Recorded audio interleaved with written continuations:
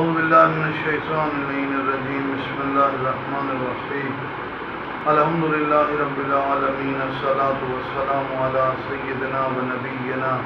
و طبیب قلوبنا و شفیع ذنوبنا ابی الزہراء محمد المصطفیٰ وعلی اہل بیت الطیبین الطاہرین المعصومین لا سیما امامنا المنتظر والحجۃ الثانی عشر روحی وارواح العالمین لتراب مقدمہ الفدا اما بعد فقد قال الحسین علیہ السلام ان اصحابی اوفا من اصحاب جدی و ابی۔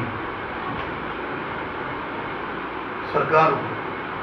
جیسا کہ عزیزان نے کہا کہ بنی ہاشم کے متعلق ایک وضاحت ایک بیان ہونا چاہیے، تو ہم بغیر کسی پر اعتراض کرتے ہوئے تاریخ کے حقائق کے حوالے سے گفتگو کرنا چاہتے ہیں۔ بنی ہاشم کا کردار کائنات میں بہت عظیم کردار ہے، اور بنی ہاشم تقریباً تمام امام حسین کی فوج میں شامل تھے۔ میرے مولا نے فرمایا ان اصحابی اوفا من اصحاب جدی و ابی، میرے صحابی میرے بابا اور میرے نانا کے صحابیوں سے زیادہ وفادار۔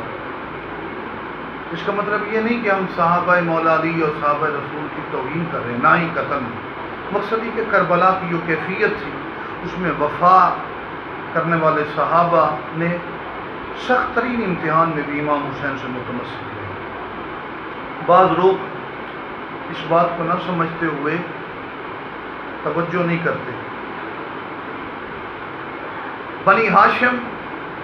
جو مدینہ میں تھے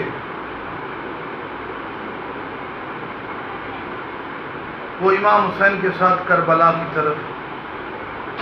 وفا کی کیفیت میں مکمل کامل اور پاس تھے، بلکہ کربلا میں جو مولا کے صحابی ہیں ان میں سب سے زیادہ وفا کی مثال میں بھی بنی ہاشم کا پہلا نمبر ہے، جیسے کشور وفا کے سلطان اعظم جناب عباس۔ باقی صحابی وفا تھے، وفا با وفا تھے، جناب عباس ان وفا کرنے والوں کے بڑے سلطان تھے۔ لہذا یہ شبہ نہ رہے جو مدینہ میں بنی ہاشم تھے، آل عقیل آل ابو طالب اتنے تھے، وہ وفا میں ساتھ بھی چلے اور ان کی تقریباً زیادہ آبادی امام حسین کے ساتھ تھی۔ جو جناب عباس بن عبد المطلب کی اولاد تھی ان کو بنی ہاشم کے ساتھ مکس نہ کریں، وہ تو اپنے آپ کو عباسی کہلواتے تھے۔ اولاد ابو طالب کی مکمل وفا کی علامت سے مدینے سے چلے امام حسین کے ساتھ۔ بہرحال ان عظیم ہستیوں میں سے دو ہستیوں کا تذکرہ بڑا ضروری ہے جو وفا میں کامل تھے۔ امام حسین نے خود ان کو کربلا دے کر نہیں گئے، کیونکہ امامت کا ایک نظام ہے۔ امام کی تدبرانہ عظمت کا تھا کہ امام کا ایک انتظام تھا کہ مکہ اور مدینہ میں افراد پیچھے رہیں۔ ایک ہوتا ہے قیام کے بعد، قربانی کے بعد کچھ افراد کا رہ جانا جو اس قیام کو بھی ظاہر کرے اور دین کے دوسرے شعبوں کو بھی بچائے۔ یہ امام نے دیکھنا تھا۔ امام نے ظاہر کربلا جانا تھا۔ اس صورت میں امامت کی نیابت کے فرائض سرزمین حجاز میں میرے آقا محمد ابن حنفیہ نے سر انجام دیے۔ محمد ابن حنفیہ وہ عظیم ہستی ہیں کہ میں نے کئی کتب میں پڑھا ہے کہ امیر المومنین نے ان کے بارے میں فرمایا، جناب محمد بن ابی حذیفہ، محمد ابن حنفیہ، محمد بن ابی بکر، کہ یہ گناہ نہیں کرتے۔ علی ابن ابی طالب جیسی شخصیت جنہیں محفوظ عن الخطا یا دوسری اصطلاح میں عصمت صغریٰ کے ساتھ منسلک کریں، ہمیں حق نہیں بنتا کہ محمد ابن حنفیہ پر کوئی ہم اعتراض کریں۔ محمد ابن حنفیہ فقط ایمان کی مومنین کی بلند اور ستون شخصیت ہی نہیں تھے، بلکہ ایمان کے گلشن کی وہ کلی تھے جو فقط علی کا بیٹا نہیں، فقاہت کا بادشاہ، علوم کا سمندر اور آئمہ کے امام تو نہیں، اگرچہ کچھ لوگوں نے اشتباہ کیا ان کے بارے میں، غلطی کی،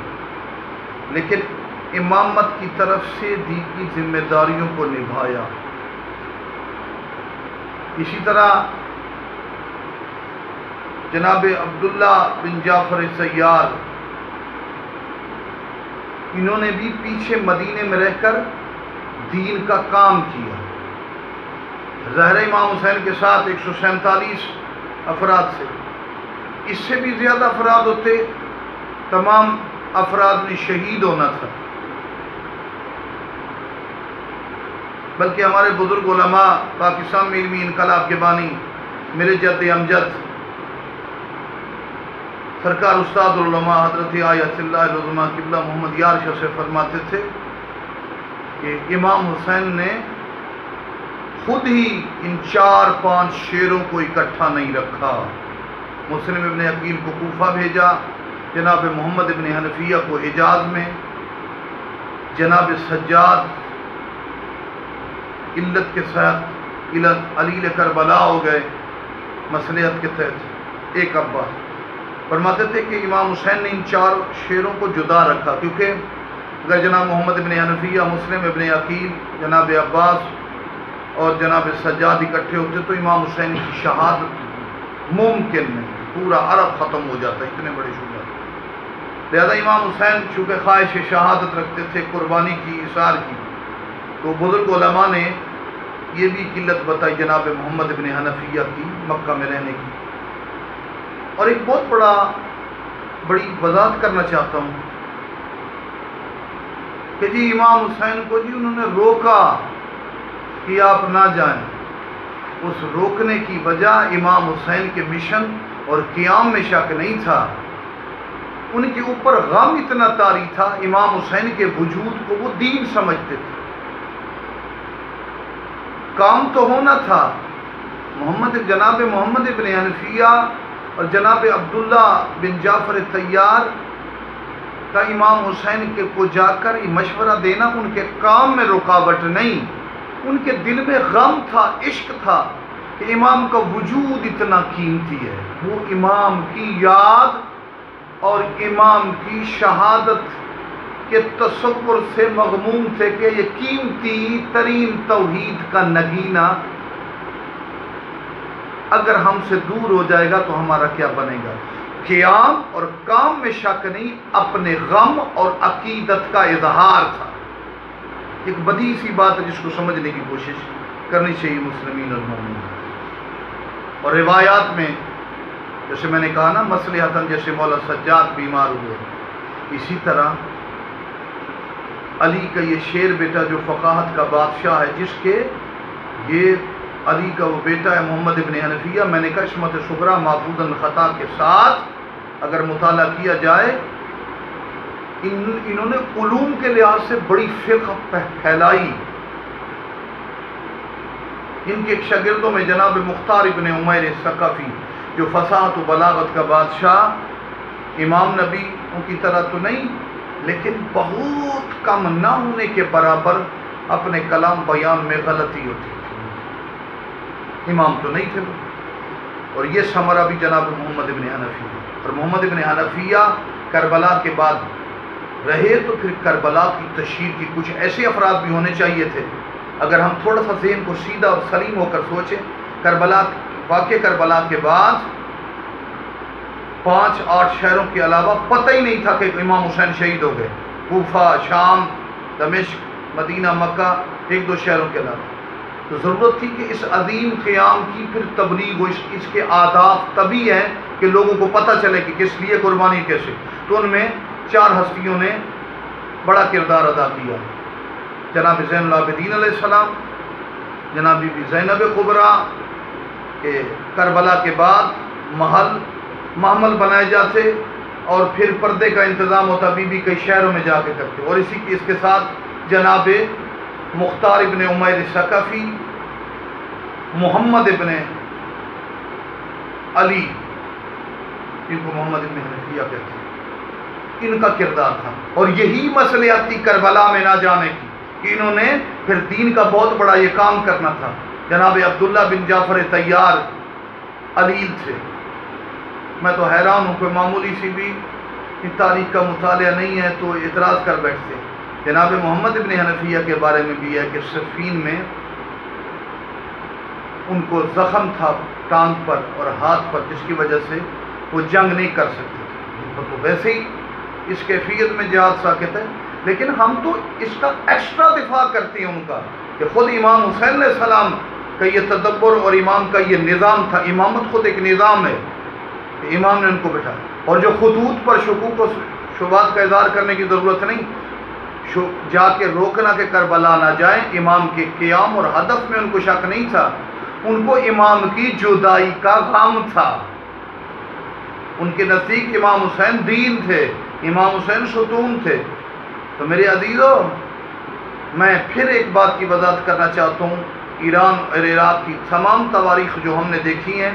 اس میں قطعی طور پر بنی ہاشم کی وفا کی کمی نہیں ہے۔ بنی ہاشم مدینہ میں جتنے بھی تھے